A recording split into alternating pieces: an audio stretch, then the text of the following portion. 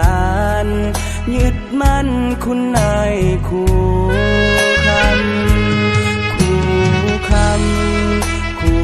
ำคู่แห่งคน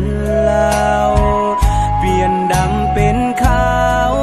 ให้ลาวมีสีสดใสให้ลาวเฮาได้เห็นแจ้งหุ่งเฮืองก้าวไปประชาชนลาวสุขใจดุงก้าวไปสดใสแวว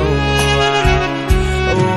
นายคู่คำขอจำคุณเจ้าบ่ไหลถึงท่านจากไปเหลือไว้แต่เพียงความดี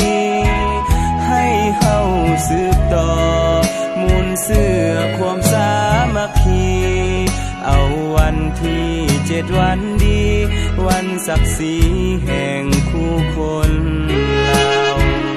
พวกเขาฮีบมาสร้างตนให้มีคุณค่าทุกคนก้าวหน้าพาชาติสู่ศรีวิไลความดีสร้างไว้ตกน้ำมันก็บ่ไหลตกไฟบ่มีเปลี่ยนไปจงตั้งใจทำดีเถิดเอ่ย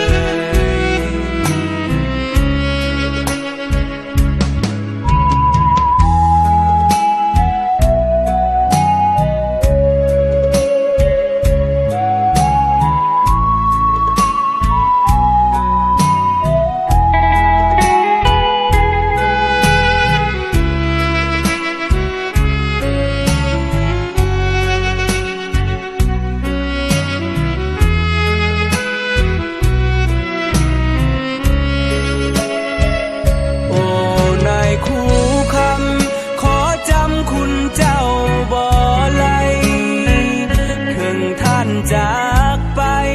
เหลือไว้แต่เพียงความดีให้เฮาสืบต่อมูลเสื้อความสามัคคีเอาวันที่7วันดีวันศักดิ์ศรีแห่งคู่คนลาวพวกเขาฮีบมา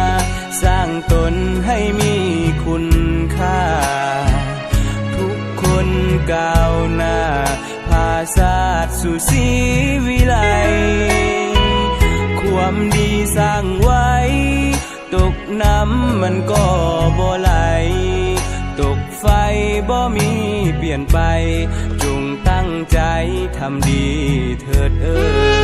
ย